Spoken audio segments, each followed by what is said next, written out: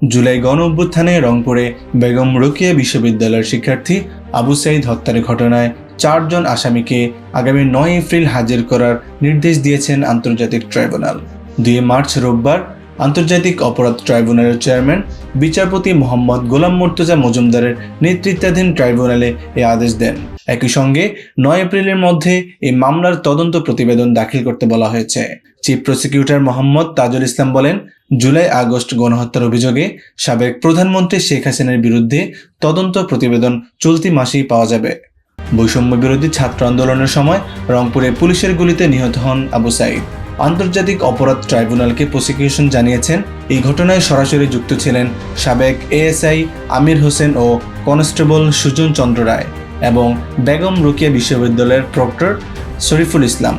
ছাত্রলীগ কর্মী এমরান চৌধুরী আকাশ সহ আরও অনেকেই ইন্ধন জুগিয়েছিলেন। অন্য মামলায় গ্রেপ্তার থাকা এই আসামিদের এই মামলায় গ্রেপ্তার দেখানোর জন্য আবেদন জানায় প্রসিকিউশন।